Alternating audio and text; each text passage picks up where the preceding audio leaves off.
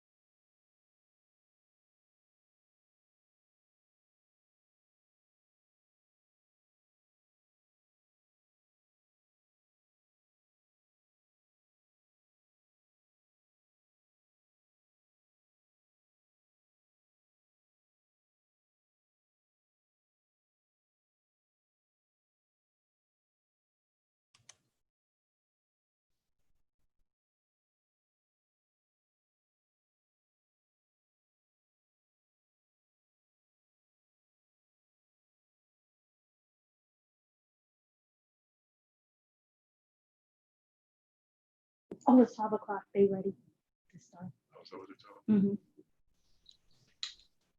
Mm-hmm. You get a list of who's here. Yes, all of your finance committee meeting members are here except for Walsh. All right. Anybody else? Nope. Good afternoon.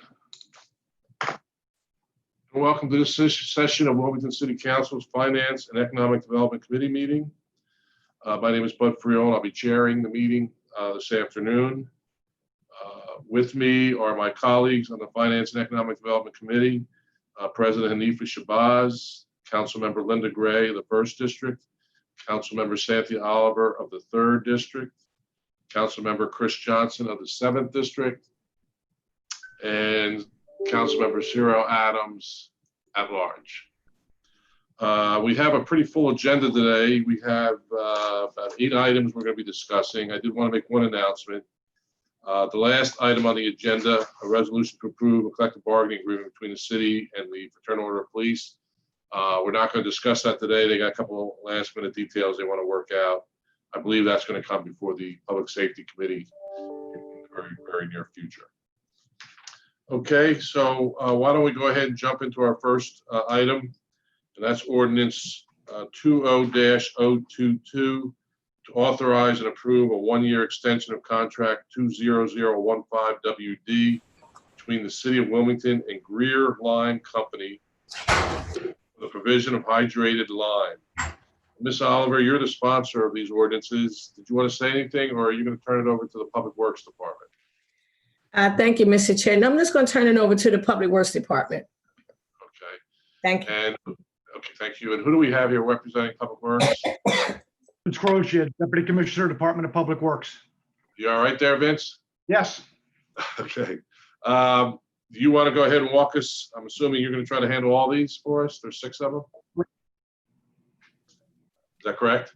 Yeah, that's correct. So this is a contract extension for Greer Lime for water treatment chemicals at our Porter water filtration plant.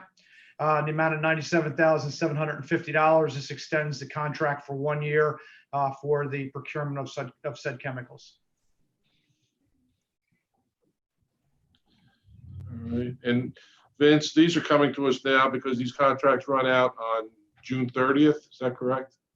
So there's multiple contracts for water treatment chemicals, as well as some of the other things on the agenda for truck washing services, as well. This one for Greer Lime.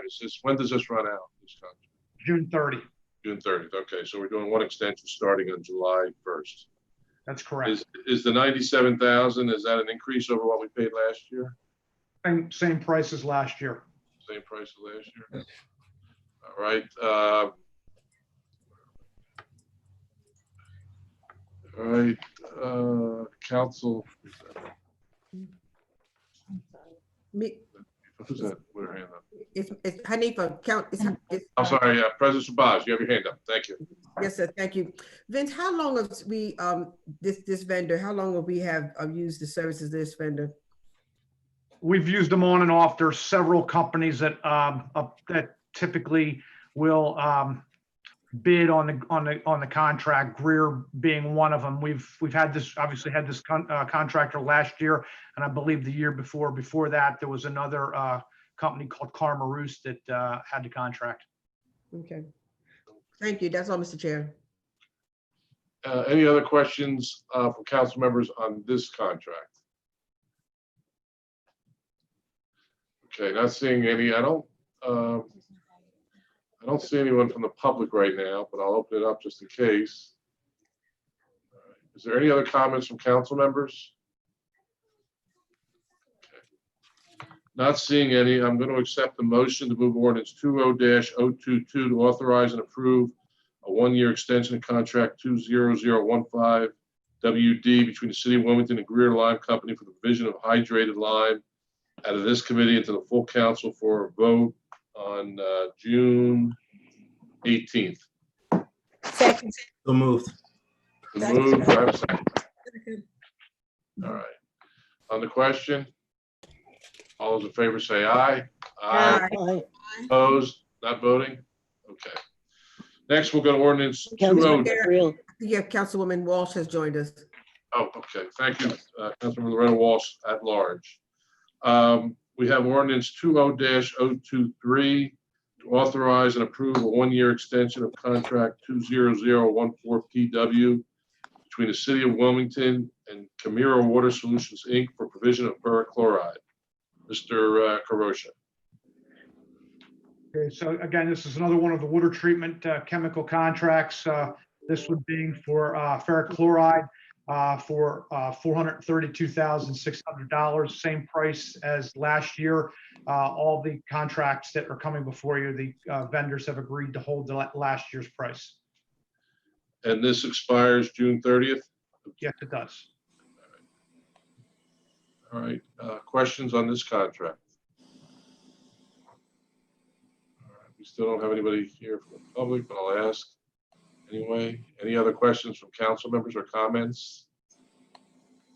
All right, not seeing any. I'll accept the motion to move ordinance 20-023 to authorize and approve a one-year extension of contract 20014 PW between the City of Wilmington and Kemira Water Solutions, Inc. for the provision of ferric chloride out of this committee to full council for a vote on January 18th. So moved. Second. It's been moved and seconded on the question. All those in favor say aye. Aye. Aye. Opposed? Not voting? Okay, thank you. Next, we'll go to ordinance 20-024 to authorize and approve a one-year extension of contract 20024 PW between the City of Wilmington and Diamond Materials LLC for the provision of bituminous concrete. Vince? Okay, so again, this is a one-year extension for bituminous concrete. That's hot mix and cold patch material from Diamond Materials. Price has been held the same as last year. Contract does expire on June 30 of this year, hence the request for a one-year extension. And what was the contract cost? $92,375. Questions from council members? Councilmember Gray. Yes, thank you. What is this concrete used for? Is this our street? Is this used for the streets? This is hot mix asphalt and cold patch asphalt that is used by city forces for restoration work they do. Okay, this is street restoration work, correct? Correct. So in these cases, this will be for pothole repair and for patching of after water work or street work that city crews do. This is not our part of our paving contract. This is materials that we purchase from Diamond Materials for our own use by our street maintenance and sewer maintenance division and our water service division. May I continue? Sure. I know that they have to use different mixes at different times of the year, but can we use the better mix during the winter months? Because that's been part of the problems. They said that the cement factories or asphalt places weren't open, so we had to use a lesser grade. So I'm just asking, since we're purchasing it, can we purchase the better grade for potholes during the winter time also? When we can get hold of it, we will purchase hot mix asphalt in the winter. Typically after mid-December, the asphalt plants shut down and it's very difficult to find hot mix asphalt. It typically cannot be put down if the road temperature is below 42 degrees. So once we get consistent weather below 42, the suppliers shoot their plants down for maintenance and then do not start up again to the spring. When we can find it, we get it, but when we don't, we have to use cold patch. And then those locations are, again, list is kept of it, and they go back and do the permanent restoration when the plants reopen. It's just a seasonal thing based on the temperature. Just for my knowledge, how do colder weathered cities patch during the winter? Do they use only the cold patch? If they're going to do winter patching, a lot of them won't allow you to open the road up after a certain time of the year, knowing they won't be able to get to it until the weather warms. Oh, okay. Thank you. All right. Any other questions, council members? Okay, once again, is there anyone from the public that would like to speak? All right, any other comments from council members? Not seeing any, I'll accept the motion to move Ordinance 20-025 to authorize and approve a one-year extension of contract 20024 PW between the City of Wilmington Diamond Materials LLC for the provision of bituminous concrete out of this committee to the full council for a vote on June 18th. So moved. Second. It's been moved and seconded on the question. All those in favor say aye. Aye. Aye. Aye. Opposed? Not voting? Okay.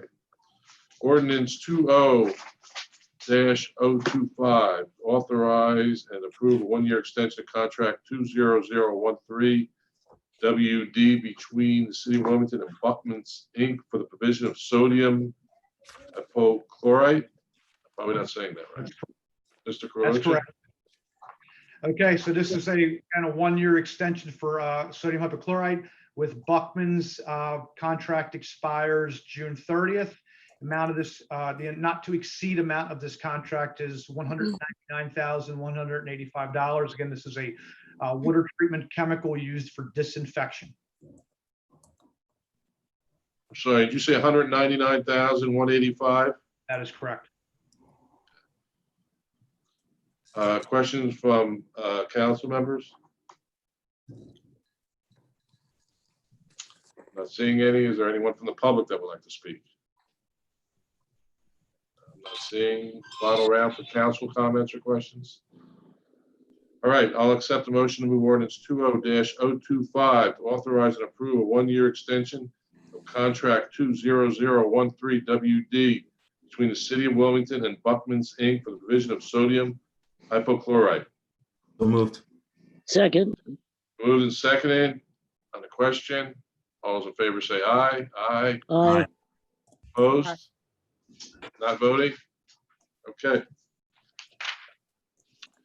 Next, we have ordinance 20-026 to authorize and approve a one-year extension of contract 20017 PW between the City of Wilmington and Judge Mobile Wash for the provision of mobile truck washing services. Mr. Carocha, you gonna handle this one too? Yes, sir. Okay, so this is a one-year extension of a contract that expires this June 30. Amount of $64,390. This is for mobile pressure washing of various heavy pieces of equipment, trash trucks, undercarriages, and compactors at our municipal complex. Any questions from council members? Yes, I have a question. Go ahead, Ms. Walsh. Is this, does this affect our trash trucks too? It does. So it's primarily used for our trash trucks when they go to and make their trips several times a day to the dump. The undercarriages can get clogged up with a lot of debris. So once a week, we bring these folks in and we go through our entire fleet, one truck at a time. They have a schedule that they do each one and just pressure wash off the inside behind the blade, the packer blade, and the undercarriages of the truck just to extend the life of our vehicles.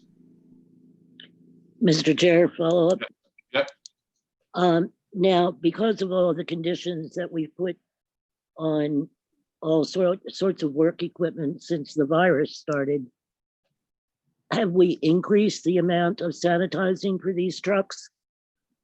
We on a weekly basis, we're actually cleaning all the trucks. We have a separate vendor that's doing that type of work. This is particularly for outside truck washing, the undercarriages to remove debris and material that is picked up at the dump, as well as behind the packer blade in the dump the packer body of the trash truck.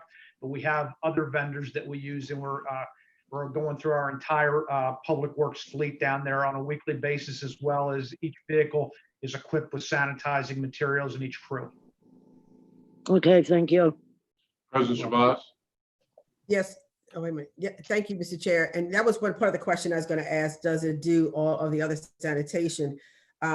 Is it the same crew on the trash trucks all the time or throughout the week? Typically, unless somebody's off because of vacation or for sick or some other reason, the crews are fairly static and remain the same on each crew. So if the crew does change in personnel, does that institute a new sanitation because of been a new person included into the mix of that truck?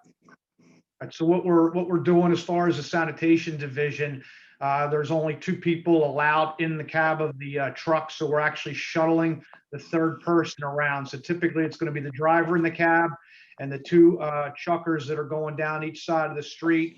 When they're in the truck, they're both wearing masks, and the trucks are cleaned up every day. And the 3rd person is shuttled around by another driver.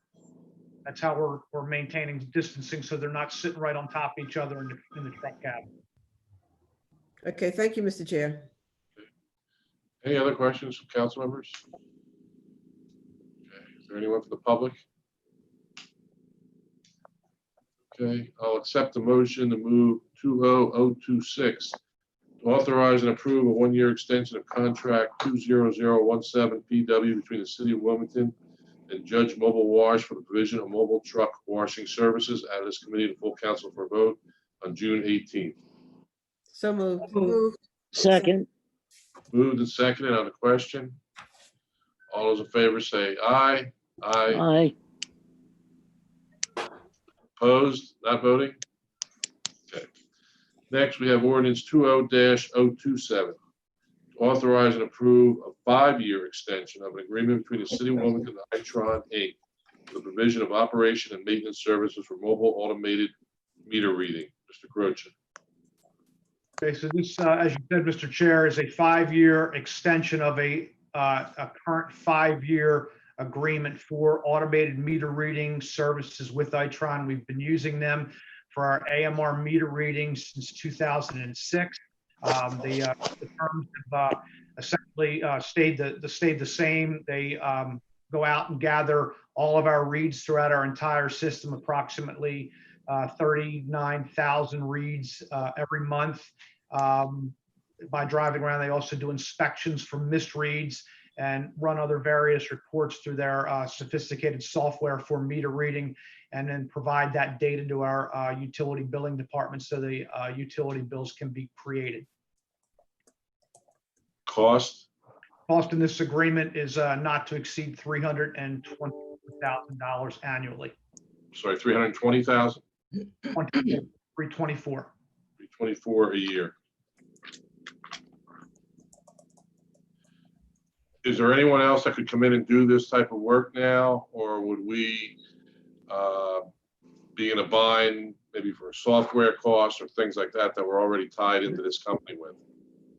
We're very tied into them. So all the meters that we've just replaced over the last 5 years all use an Itron ERT, which is read by an Itron mobile meter reader. The next thing that we would be looking to, shortly down the road is to move towards more fixed infrastructure system. But until we get to that, AMR is, is the most cost-effective and accurate way for us to read our water meters. Questions from council members? Mr. Frill, Yes, Councilmember Walsh. this is a company that's presently putting in the new meters? They are involved in installation of the meters as well as a separate contract for the reading services. They've been engaged in reading services since 2006 when we first went to the AMR program. Right. Okay. I just wonder because they're pretty serious about appointments that they make with you. Yes, they are the vendor that we selected to do the installations as well. So we're about 93% of the way completed at this point. It was interrupted quite a bit here for the last 2 months, but they are starting back up again, concentrating on outside meter pits initially in an attempt to get 100% of the meters in our system changed out. You know where we Well, are? I forgot about my appointment and I had to cancel one prior to that. And when I forgot about it and they came out, they turned my water off.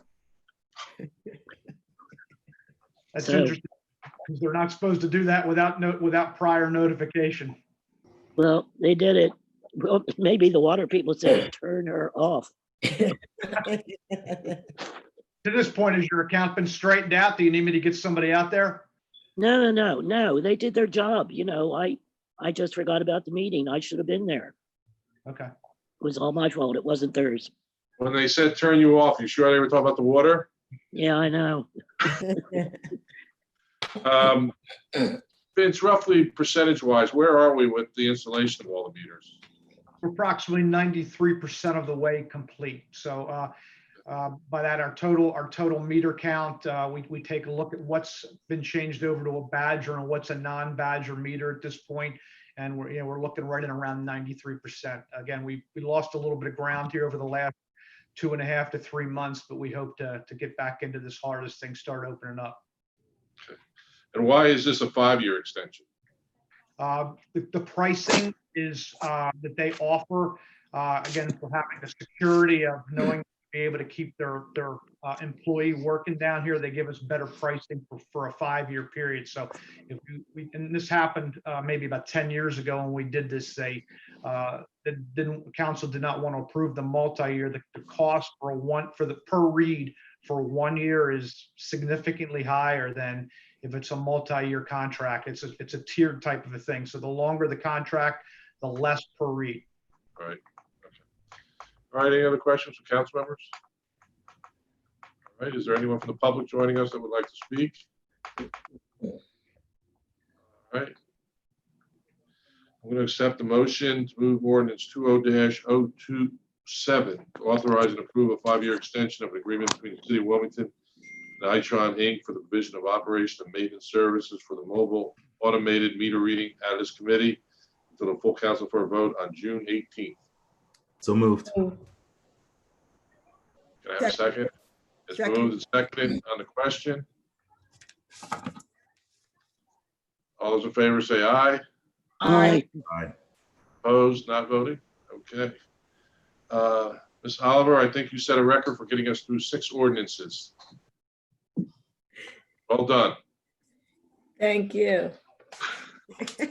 All right, next we have ordinance 20-028, amend chapter 44 of the city code to provide a property tax abatement for low to moderate income, long-term homeowners following 50% or more property tax increase on their primary residence. Council President, were you going to walk us through this, or how did you want to handle this tonight? Thank you, Mr. Chair. As you read the intent of the piece of legislation, the intent of it is to put into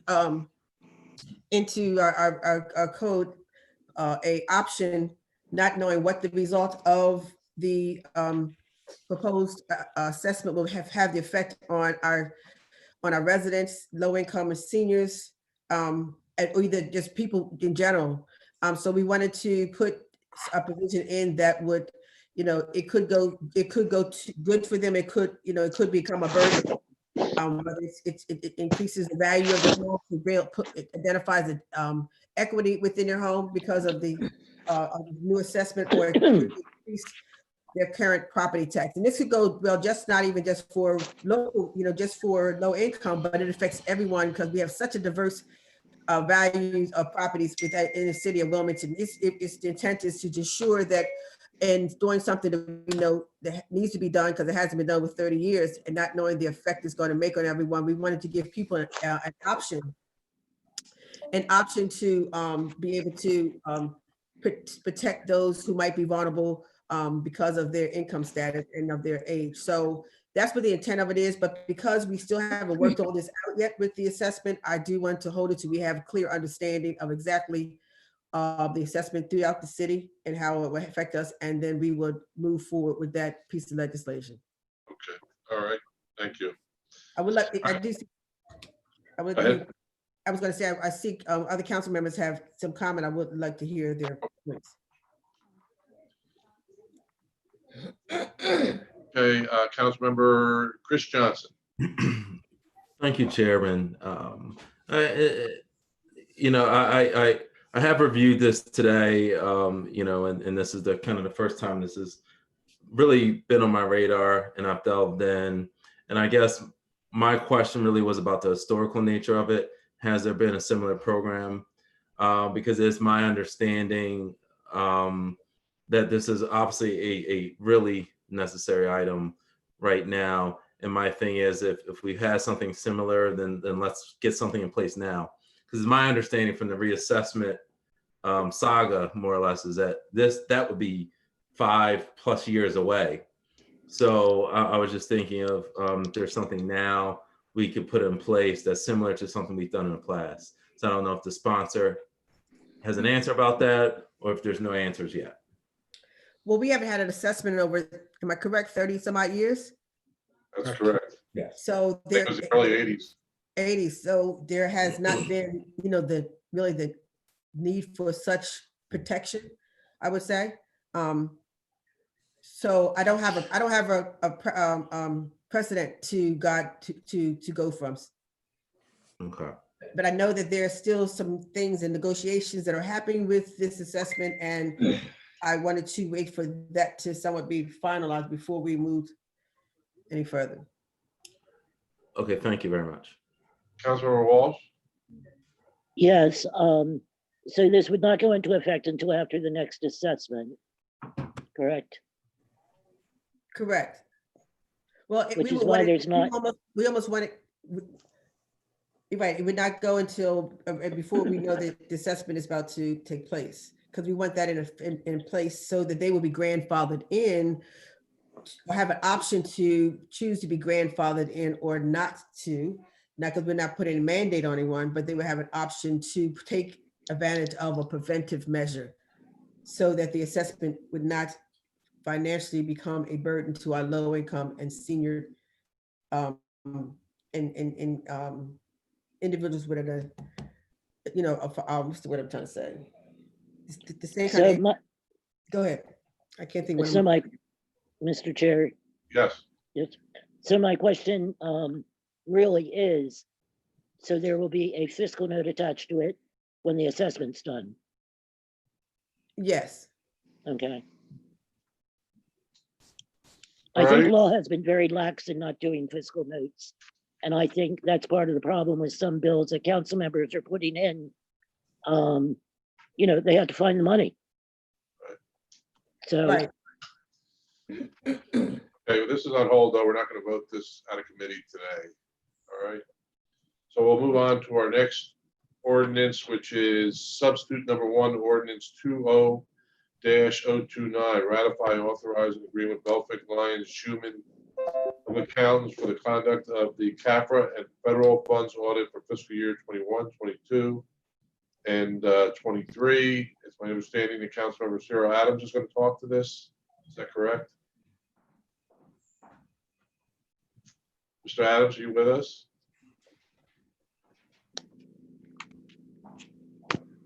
Is he still with us? Mr. Adams?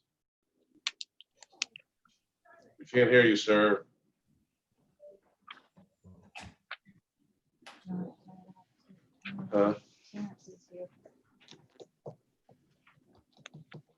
Mr. Adams?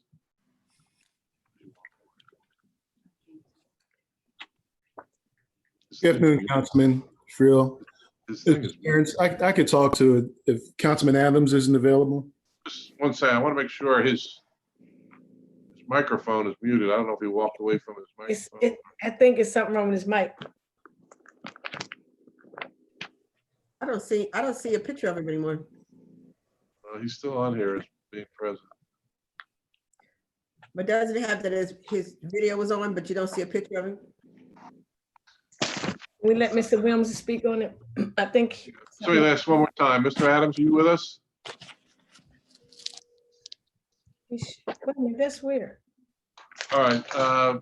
City Auditor, Mr. Williams, why don't you go ahead and introduce yourselves and then walk us through this. Good evening, everyone. This is Terrence Williams, the City Auditor, and just wanted to, thank you for having me here. The city actually went out for bid for external auditor due to the fact that the last contract had expired, and we received a number of bids from various public accounting firms, and we had a committee that reviewed the various proposals back on March the 27th, and the committee consisted of Rob Greco, the OMB budget director, Brett Taylor, Director of Finance, Sierra Adams, Councilman Adams was available. Marshall last night was on the committee, but she wasn't able to attend. But to make a long story short, we had a unanimous vote after everyone reviewed the various proposals and decided that we were going to stick with Belfont, Lyons, and Schuman as the city's external auditor for the next 3 years, with the option to continue the agreement in years 4 and 5. Okay. I'm sorry. Go ahead. So outside of that committee approving this, it was shared with the Audit Review Committee on April the 23rd at the last ARC meeting, and it was approved by the Audit Review Committee as well. Is there an annual cost? The annual cost is going to be the same as the prior contract, 180, was it 189,000, I think it was. That should be in the agreement, in the ordinance that you have. I just don't have it in front of me. 189,000. Is that? Let me actually look and see. That is the amount, 189,000 each Okay. year.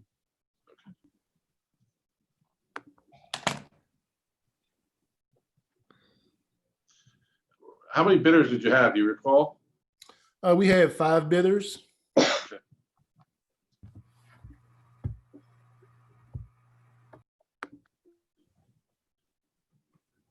And you're saying Belfont has the contract now? Yes, they were the city's auditors for the last 5 years, and we decided unanimously that since they've done a great job, they're familiar with the city, we didn't have any issues with them. We unanimously decided that it made sense to continue the relationship.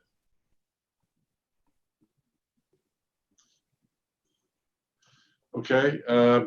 Any questions for Mr. Williams? Councilmember Johnson. Auditor Williams, I certainly am familiar with Belfont as an accounting company, very fine people. But there is a troubling aspect that I do see, and it's the lack of diversity. You said it time and time again, we're back in the same place. I don't see, I'm familiar with their leadership team. I even go to their website. I mean, there's just no minorities there. I mean, is there any information you have about their diversity efforts at least, or contribution to National Association of Black Accountants or something? Because this is troubling for a city that's majority minority. For us to sell this, it's very difficult. Especially nowadays. So is there any information you have from Belfont? And maybe if you don't, is there any information you could provide hopefully later about their diversity efforts at least, if not their current composition of Black accountants?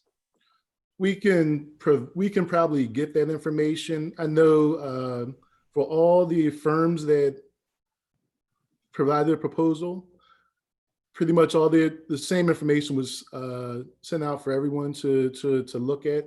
And I think the DBA may have been in the actual agreement, but it's one of those things we have to follow up with Belfont for that type of information.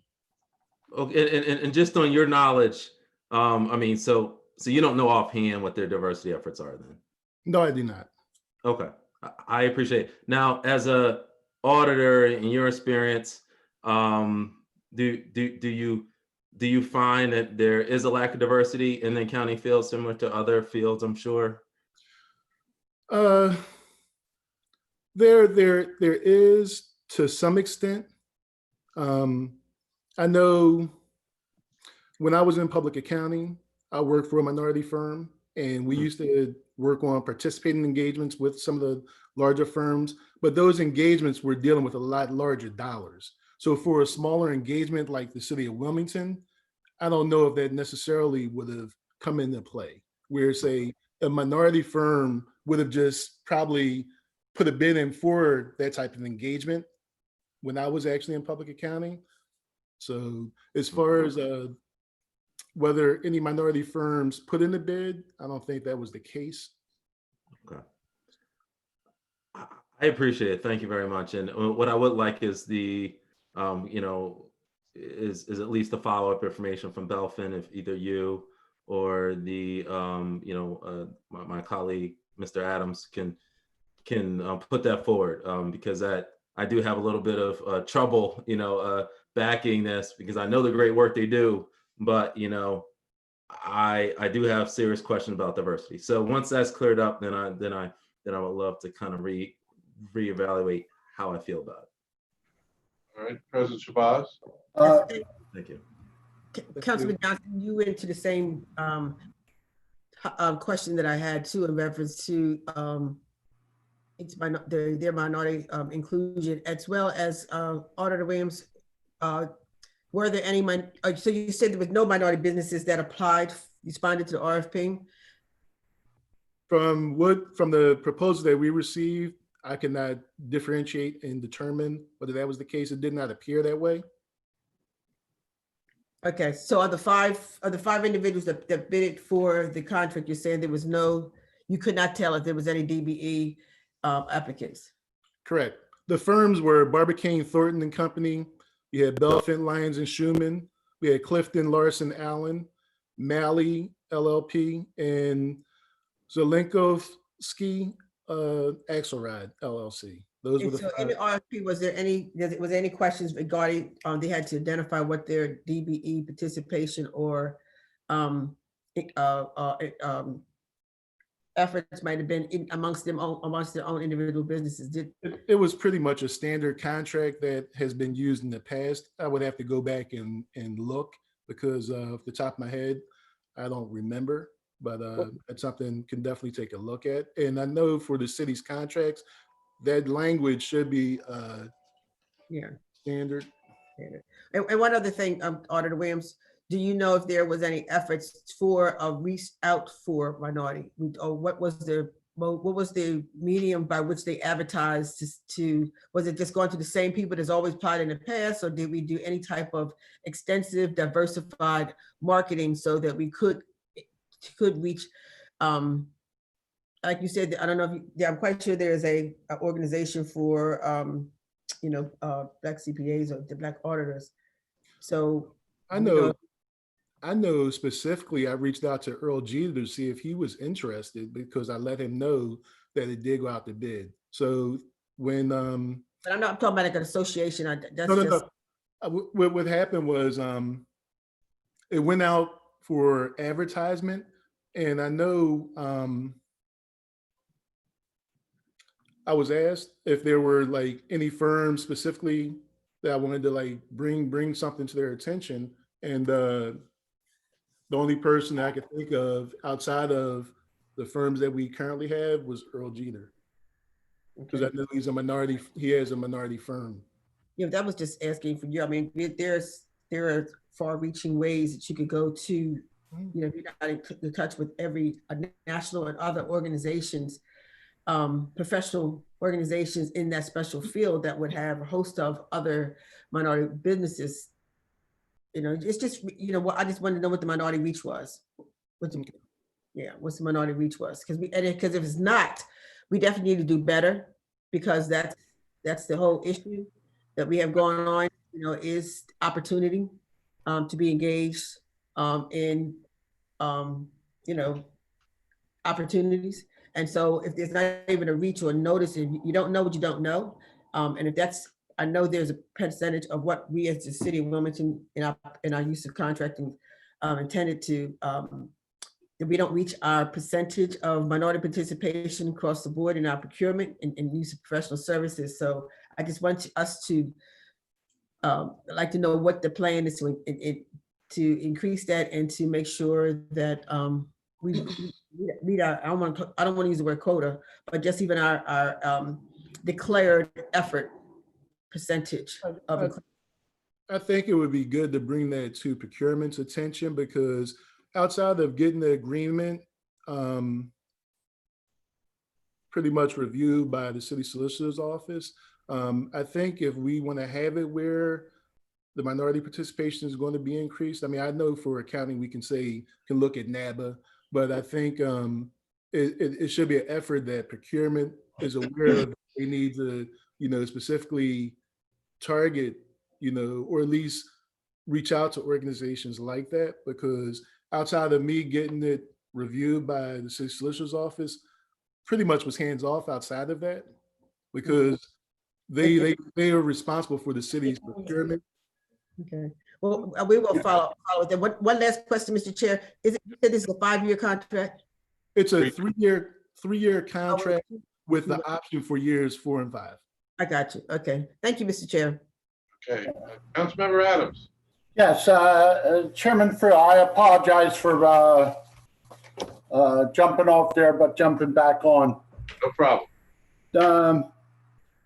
One thing I do want to say about this with minorities, the accounting and auditing field traditionally has always had difficulties attracting minorities.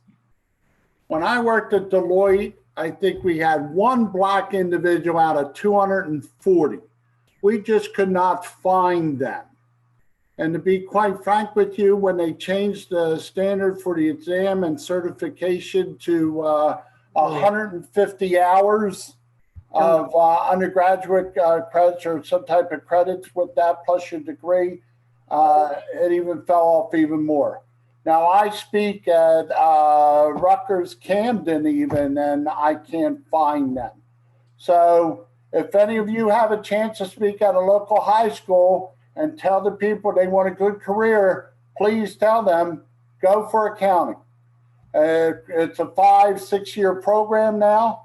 However, if you walk out of there with a master's, I can assure you any of the big 4, the middle 3, or anybody else after that will look for you, because it's just not a profession that people like going after, especially in the minorities. I don't know why that is, but I can't let you keep saying that, but we've heard that excuse for quite a long time, and we can't continue to hear that, because I don't believe that can possibly still be so.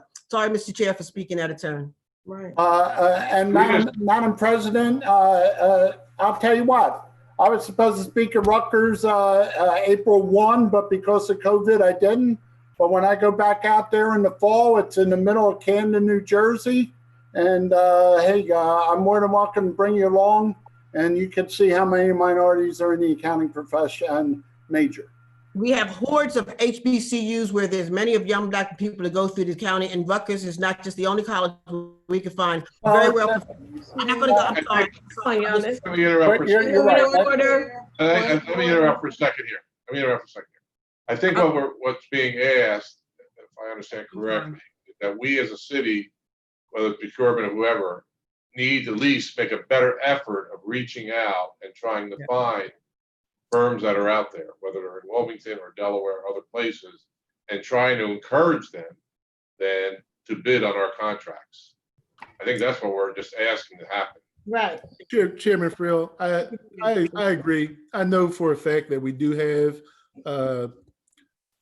African-American accountants and auditors, and I'll make sure that, going forward, we'll have some language in the agreement where we say more about having minority participation on the engagement, because I know that occurred in the past at the firm I used to work for. May have a larger firm have the main agreement, but they would have a participation from minority firms, and it may just be having some language in there about specifically reaching out to NABA to see what local firms you could possibly have a participation engagement with. But that also may increase the cost, because I know when we were on engagements like that, they were for bigger cities or bigger organizations, and so it wasn't as big a deal for the larger firm to carve out a piece. But for, say, like the city of Wilmington, for the fees that, the firms were going to charge us, I don't know. Let's wait and see. I mean, we don't know. We don't know what the cost will be. So that's at least encourage the administration, encourage procurement to make a better effort on reaching out to these firms. and seeing what develops. Okay, That's the only way you're going to know. right.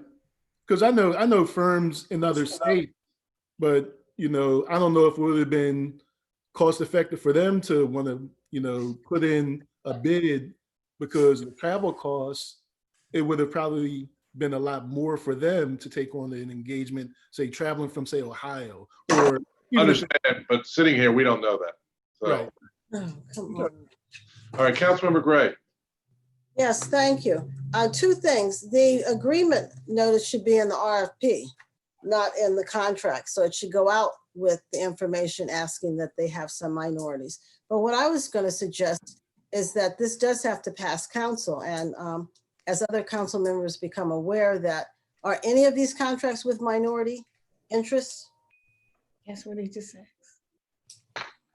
Any of the contracts that we've passed today or we've passed on, are any of them minority?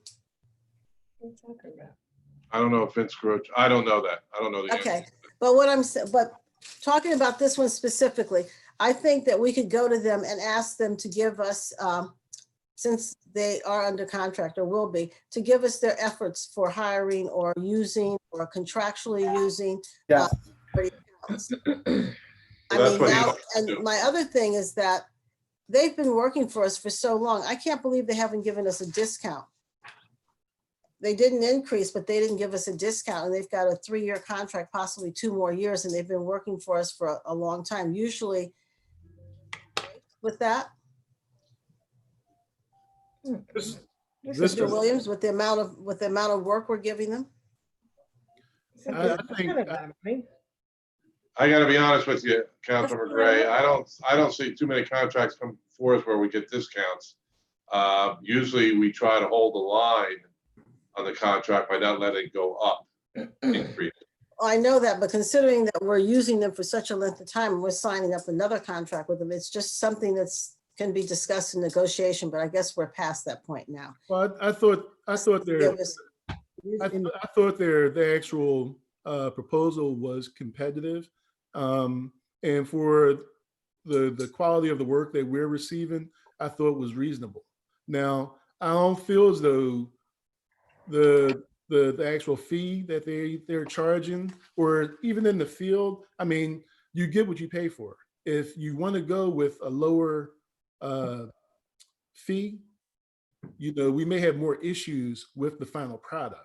And so there's a cost benefit to that. We were very satisfied, and everyone looked at all the proposals, and it was a unanimous decision. And we had people from a number of different areas,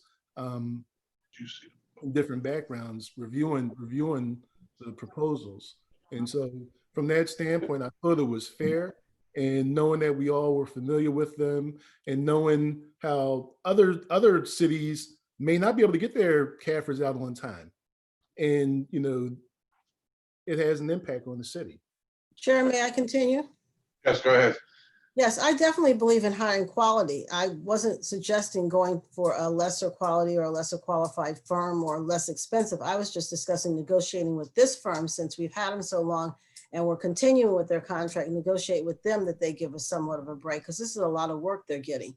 But on the other side, I think that we can ask them to give us a plan for including minorities or looking for minorities to join their firm. We can ask for that so that we put them in the effort. Thank you, Chair. All right, thank you. Councilmember Oliver? Thank you, Mr. Chair.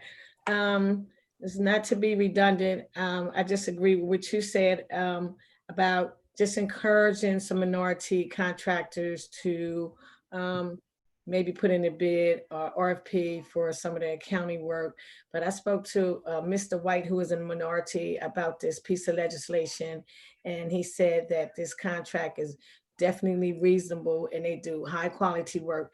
And it is hard to find minority contracting businesses that will take on such a small amount when you have so many people in there. So I did do my research on this, and I feel really comfortable about that company. And they have been working for us for, like I said, several years, and I've done my research. And because of their quality work, and not just the quality work. No one's going to just give you a discount if you've been working for them for 10 or 15 years. The quality of work they deserve the money. And as I said, I spoke to Mr. White, and he said that this 180 something, the work they do for the city goes beyond that. So I'm comfortable with this company. Thank you. But I do think we need to be encouraging some minorities, as you said, Mr. Farrell. Mr. Adams? Your hand up again, sir? Turn your mic. Yeah, thank you, Mr. Chair. As far as the discount on the auditing service is concerned, you put the audit services out to bid. And if you're competitively bidding, then obviously you're going to get the price at a discount per se. So if you're looking for any type of discount, it was eaten up in the competitive bidding process there. And that's why, in essence, you end up at this point. I looked at all 5 proposals. I think they were all within about $5,000 over a 3 to 5 year period. And so quite frankly, it was that was your discount by putting it out to bid. You got that. Mr. Johnson? As a follow-up to some points made by the sponsor, again, this is not about work product. This is not about Belfint. In fact, they do excellent work, but it's about what the efforts are. And currently, I don't have those answers because right now, you're asking us to vote to advance it to council, and I can tell you, I'm not sure if the votes are there, frankly. And so, this is something that's very difficult. And the only way we can do it is by delaying or holding these up in order to go further. I mean, I'm not asking for 10 Black accountants on a firm. I'm asking for just even a summer intern program with Dell State or Goldie Beacom. So, something small, hiring Black interns. That's something that is not that hard. And that's something I need an answer on now. And, I'm certainly willing to work with it, but I simply want to accept the answer. There's no Black accountants because there are Black business students. I was one myself. I never said there's not Black accountants. I know there. No. You didn't say that, Auditor. When I'm saying the sponsor alluded to there's not Black accountants, and I think that's just wrong. And so what I would like to do, I want those answers, and I would like somebody from Belfint here to testify about that because I can't vote for something to advance, then it's too late. I need those answers now, and those answers should have been provided already. I mean, so that's my stance. I can't support this. See, the thing is, Belfint had to get started on doing the work for the audit. And they have agreements, that I have to sign for them to, be comfortable going and doing the preliminary auditing that needs to occur for us to be on target to get the engagement wrapped up in time. So they've already started doing the things for the city. Okay. And they're taking my word on having everything approved already by the audit review committee, because that's really the only thing that was necessary for me to, be able to approve them.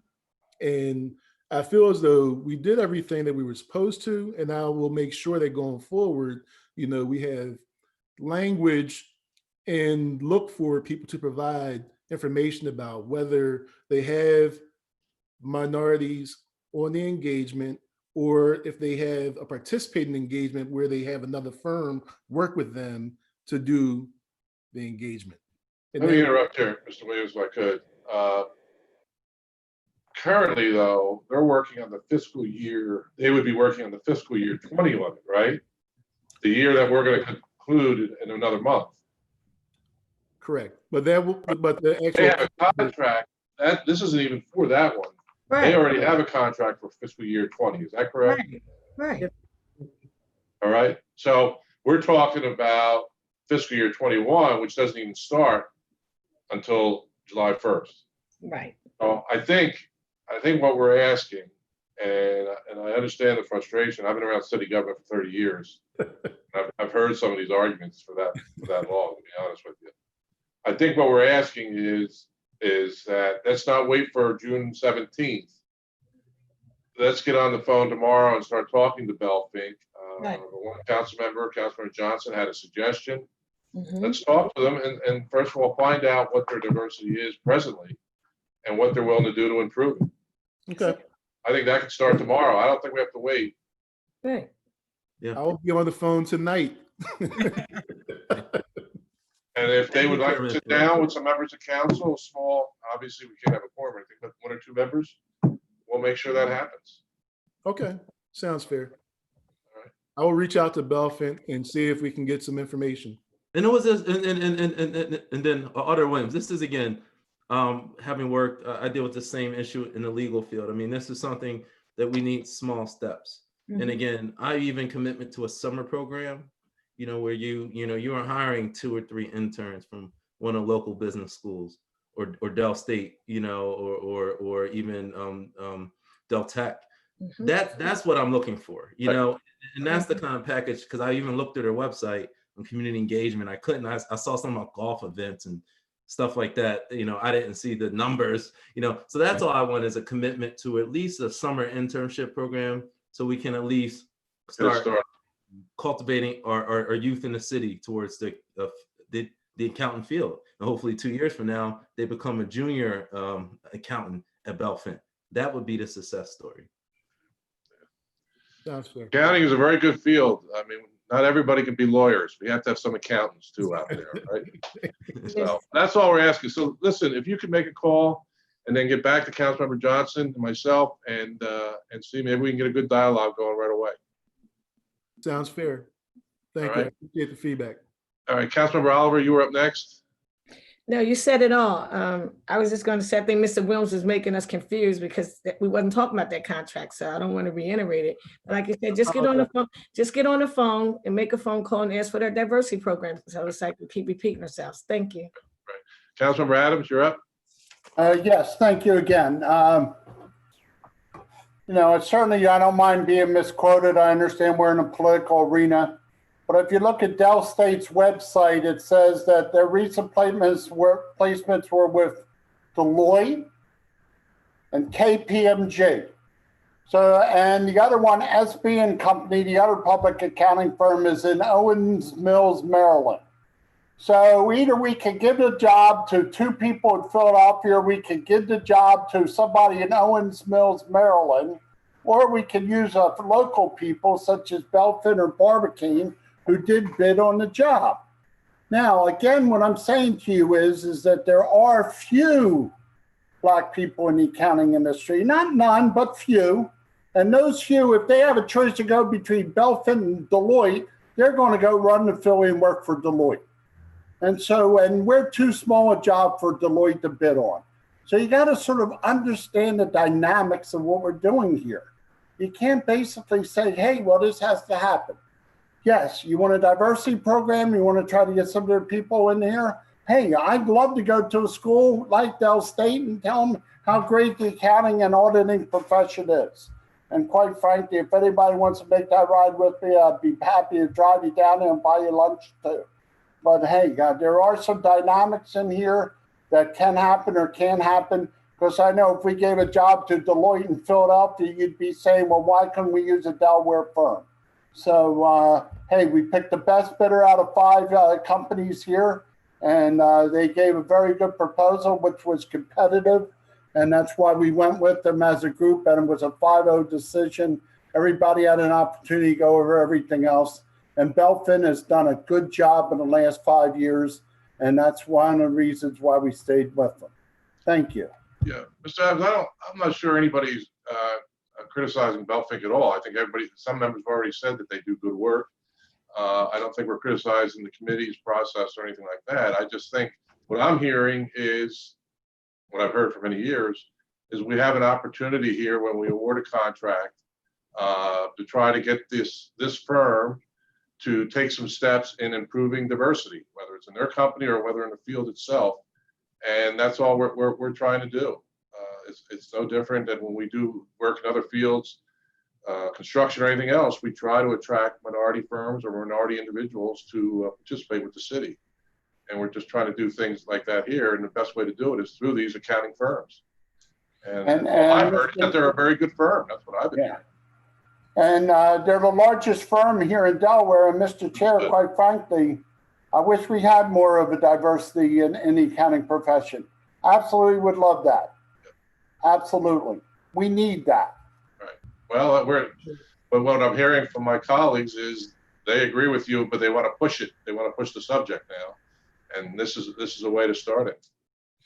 Chairman Friel, I appreciate the feedback, and I do feel as though it's something that, I will make sure that we, try to make sure that there's more inclusion going forward, because this is my first time going through the bidding process for this engagement, and that's something I'll definitely take to heart and make sure that we do a better job going forward to at least, try to be more inclusive. And as Councilman Johnson mentioned, even if it's getting an internship to get started, just to get your feet wet, we would plant the seeds. So, President Shabazz, did you have a comment you wanted to make?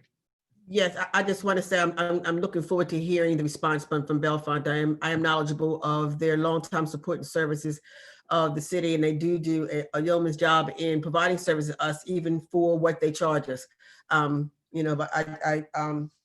and that's going to be a great step and towards really, I think what we experienced this weekend is the importance of what we need to do, of pushing that button, pushing the wheel to ensure that opportunities are given to all. So thank you, Mr. Chair. And again, I apologize for my outburst in improper decorum. Excuse me. Speaking out of turn, just speaking out of turn without being recognized. I liked everything I said, but. All righty. Any other comments from council members at this time? All right. Is there anyone from the public that wanted to speak to this ordinance? All right. Not seeing any. I'll accept the motion to move substitute number 1 ordinance 20-029, ratify and authorize an agreement with Belfink, Lyons and Schuman, public accountant, for the conduct of the CAFR and federal funds office for fiscal year 21, 22, 23, out of this committee into the full council for a vote on June 18th. So moved. Second. Moved and seconded on the question. All those in favor say aye. Aye. Aye. Opposed? Not voting? Okay. So this will, as of right now, this will be on the agenda for June 18th. As I mentioned earlier, if you weren't with us, the resolution on the collective bargaining agreement between the city of Wilmington and Fraternal Police has been held for some final details to be worked out. So that concludes our agenda. If no one has any other business, I will accept the motion to adjourn. So moved. Second. All right. Thank you, folks. I appreciate your time. Very much. Safe, everyone. You too.